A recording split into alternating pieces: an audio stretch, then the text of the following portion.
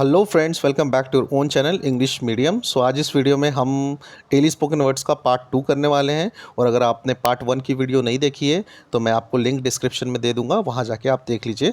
तो इसमें मैं आपको बताने वाला हूं कुछ हम जो डेली आजकल जो मॉडर्न इंग्लिश में whether it's comes to speaking और राइटिंग जो कुछ वर्ड है वो कैसे यूज़ करते हैं, और इसको मैंने कुछ अलग तरीके से प्रेजेंट किया है। ओके, तो वीडियो को लास्ट तक देखिएगा, और अगर आपको ये वीडियो अच्छा लगता है तो सब्सक्राइब करें और जितने से ज़्यादा हो सकता है इस वीडियो को शेयर करें। तो आपकी स्क्रीन पे दिख रहा होगा कुछ ये वर्ड्स है, इनका कैसे यूज़ होता है, मतलब क्या होता है, मैं आपको आने वाली स्लाइड्स में बताऊँगा। ओके, तो चलिए शुरू करते हैं। सबसे पहले मेड ऑफ। मेड ऑफ का मतलब होता है किसी चीज़ को लेकर या किसी परिस्थिति से भाग जाना। ओके, सिंपल सी बात है, किसी चीज़ के साथ चले जाना या भाग जाना या निकल जाना, उसको बोलते हैं मेड ऑफ। एग्जांपल देखते हैं, बच्चा चॉकलेट लेकर चला गया। The boy made off with the chocolate. Way police के आने से पहले भाग गए। They made of before the police arrived. वो किसी तरह से अपनी क्लास के दौरान भाग गया। He somehow manage to made of his class. यहाँ पे समहाउ का मतलब होता है किसी तरीके से। ओके, तो इस वर्ड्स को जो मैं बीच बीच में बोलता रहूँगा उसको आप अपने मेमोरी में लोड करते रहिए। क्लर्क कर्मचारियों को धोखा देकर सारे पैसे के साथ भाग गया। The clerk deceived the staff and made off with all the cash. Has to और हैव टू, इसका मतलब होता है किसी काम को करने के लिए बाध्य या मजबूर होना। मुझे कैसे भी ये काम ख़त्म हो करना है। I have to finish this work anyhow. Anyhow का मतलब होता है कैसे भी। उसको इस कठिन परिस्थिति में खुद को साबित करना पड़ेगा। She has to prove herself in this tough situation. Okay, tough यानी सख्त या किसी भी गंभीर सिचुएशन, इसके लिए हम टफ का यूज़ करते हैं। उन्हें हमारे सामने झुकना होगा। They have to bow down before us. याद रखिए, बो डाउन, बो डाउन का मतलब होता है झुकना। राहुल को सभी नियमों का पालन करना होगा। Rahul has to abide by all the rules. के अबाइड मतलब पालन करना। नेक्स्ट आते हैं पास अवे। देखिए, पास अवे का मतलब होता है किसी भी व्यक्ति या जीव का गुजर जाना यानी मर जाना, उसको पास अवे बोलते हैं। पिछले शुक्रवार उसके दादाजी का निधन हो गया। His grandfather passed away last Friday. अगर उसकी तबीयत ऐसी ही रही तो वो जल्दी मर जाएगा। If his health goes this way soon he will pass away.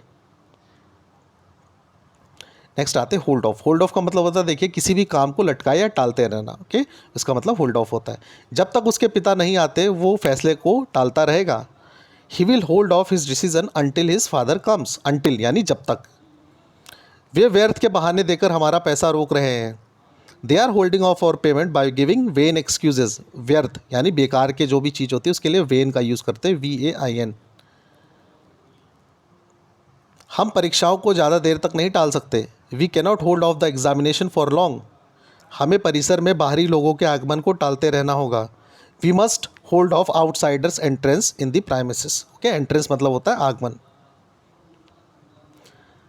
Ask after. Ask after मतलब किसी चीज़ या किसी के बारे में पूछना। सिंपल सी बात है, क्या उसने मेरी गैर मौजूदगी में मेरे बारे में पूछा। Did she ask after me in my absence. Okay, देखिए, एब्सेंस यानी जब आप प्रेजेंट नहीं होते हैं उसको आपकी एब्सेंस बोलते हैं। ये बोलते नहीं कि क्या मेरी एब्सेंस में कोई मेरे घर आया, did anyone come in my absence. तो हमेशा इस वर्ड को अपने मेमोरी में लोड कर लीजिए। तुम्हें अपने बॉस के बारे में पूछना चाहिए, वो बीमार है। You should ask after your boss, he is sick. Principal आपके बारे में पूछ रहे थे। Principal was asking after you. मैंने उसके बारे में कभी नहीं पूछा, हमारे विचार नहीं मिलते। I never asked after him, our views conflict. देखिए, जब आपकी कोई सी चीज़ से नहीं बनती है तो आपके जो व्यूज़ है या किसी भी चीज़ आपकी जो थॉट है वो कॉन्फ्लिक्ट करती है यानी नहीं मिलते। Next, break off. Break off का मतलब होता है किसी काम को रोकना या किसी चीज़ को तोड़ना, कोई बंधन को तोड़ना या किसी भी चीज़ को तोड़ना, उसको हम बोलते हैं ब्रेक ऑफ। ओके, एग्जाम्पल देखते हैं, वो कुछ कहते हुए भावुक होकर रुक गया। He got emotional and broke of while saying something. उसने अपना रिश्ता 1 साल पहले तोड़ दिया। He broke of his relationship 1 year back. देखिए, लेजिटिमेट रिश्ते के लिए हम हमेशा ब्रोक ऑफ का इस्तेमाल करते हैं। ओके, लेजिटिमेट मतलब होते हैं जैसे पति पत्नी का रिश्ता या किसी भी ऐसा जो लेजिटिमेट हो। ओके, जहाँ गर्लफ्रेंड बॉयफ्रेंड की बात आती है वहाँ पे हम ब्रोकअप का यूज़ करते हैं। नेक्स्ट, आगे बढ़ते हैं। दोस्ती का भरोसा कभी मत तोड़ो। Never break off the trust of friendship. वो अपनी चुप्पी जल्द ही तोड़ेगा। He will break off his silence soon. चुप्पी मतलब silence. Next, set off. Set off मतलब किसी काम या कोई यात्रा के लिए निकल पड़ना। ओके, किसी काम को पूरा करने के लिए, किसी चीज़ के लिए भी, किसी भी एक मकसद के लिए निकलना। ओके, वो अपने व्यापार के लिए दिल्ली निकल गया। He set off to Delhi for his business. Rahul अपनी पढ़ाई के लिए कनाडा निकलेगा।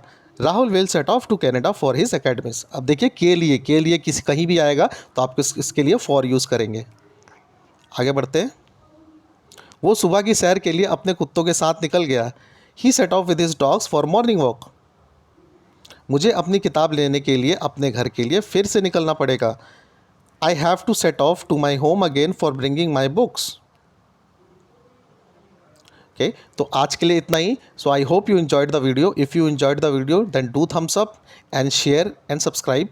और आने वाले टाइम में मैं और भी अच्छी वीडियोस लाने वाला हूँ। आप इस चैनल के साथ कनेक्टेड रहे। मैं आपको बेसिक लेवल से एडवांस लेवल की English when come to writing और स्पीकिंग सब में अपडेट करता रहूँगा। Okay, till then bye bye, take care of yourself, be safe. Thank you so much.